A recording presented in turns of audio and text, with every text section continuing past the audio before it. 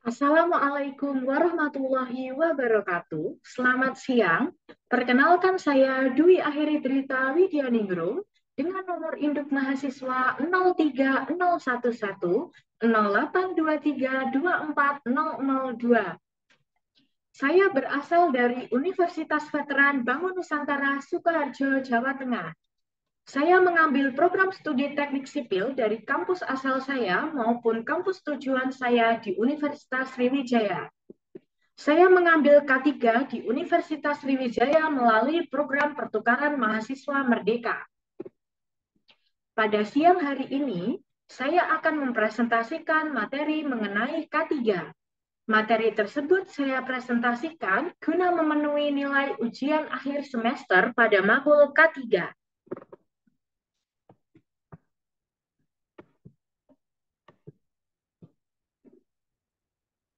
Materi yang akan saya presentasikan meliputi pendahuluan, dasar-dasar K3, hukum ketenagakerjaan di Indonesia, prinsip-prinsip K3, dan kasus-kasus kecelakaan konstruksi.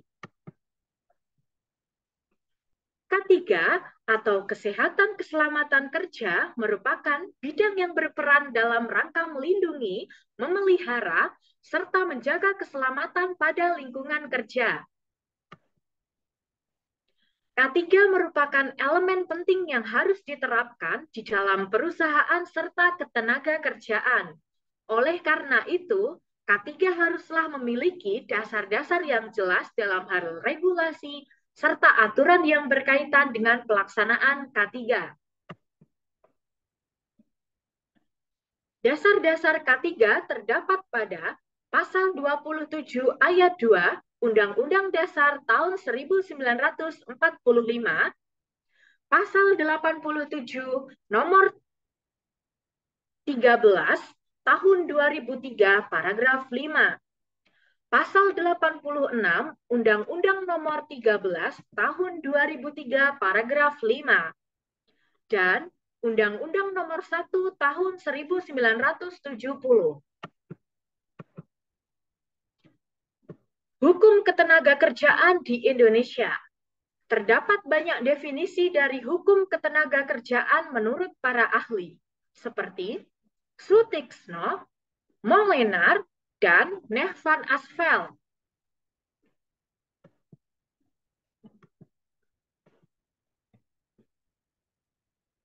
Menurut Sutikno, hukum ketenagakerjaan adalah keseluruhan kumpulan peraturan-peraturan hukum mengenai hubungan kerja yang mengakibatkan seorang secara pribadi ditempatkan di bawah perintah atau pimpinan orang lain dan mengenai keadaan-keadaan penghidupan yang langsung bersangkut paut dengan hubungan kerja tersebut. Menurut Molenaar, hubungan ketenagakerjaan adalah bagian dari hukum yang berlaku pada pokok mengatur kehidupan antara buruh dengan majikan, buruh dengan buruh, dan buruh dengan penguasa. Sedangkan hukum ketenagakerjaan menurut Nef van Asfeld adalah hukum yang bersangkutan dengan pekerjaan di dalam hubungan kerja dan di luar hubungan kerja.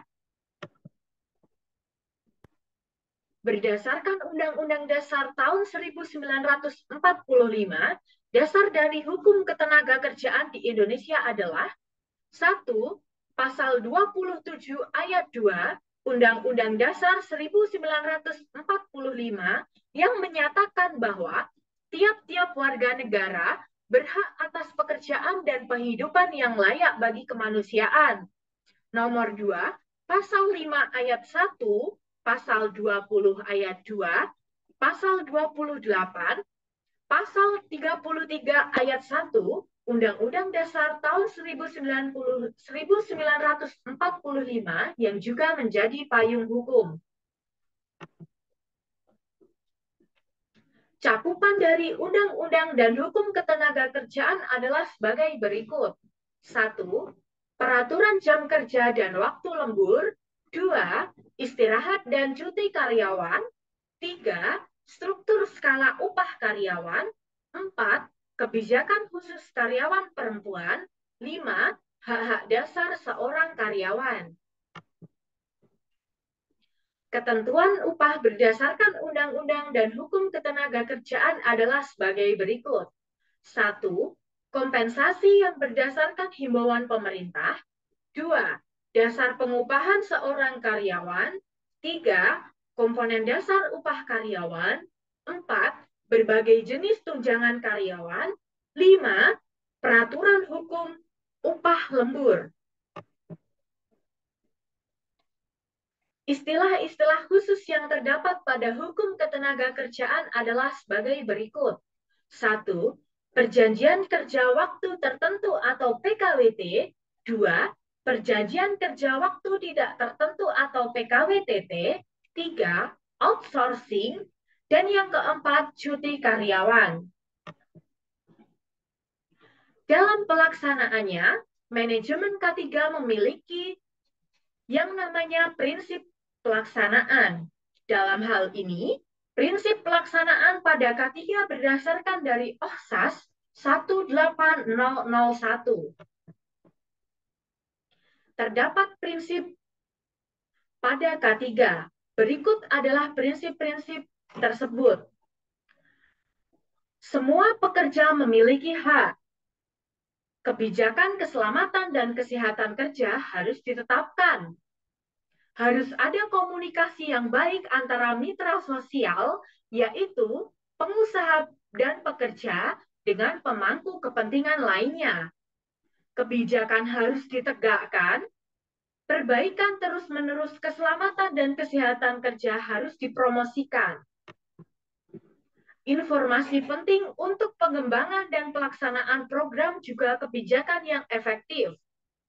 Program keselamatan dan kesehatan kerja dan kebijakan harus bertujuan baik dalam hal pencegahan dan perlindungan. Promosi kesehatan adalah unsur utama dari praktik kesehatan kerja. Pelayanan kesehatan kerja yang mencakup semua pekerja harus dibentuk. Pendidikan dan pelatihan merupakan komponen penting dari lingkungan kerja yang sehat dan aman. Pekerja, pengusaha, dan penjabat yang berwenang memiliki tanggung jawab, tugas, dan kewajiban tertentu. Contoh kasus-kasus kecelakaan konstruksi.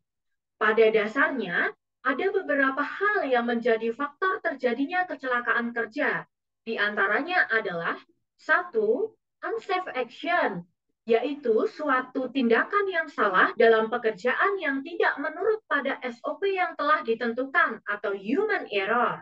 Misal dalam mengoperasikan mesin, peralatan, dan lain-lain. 2.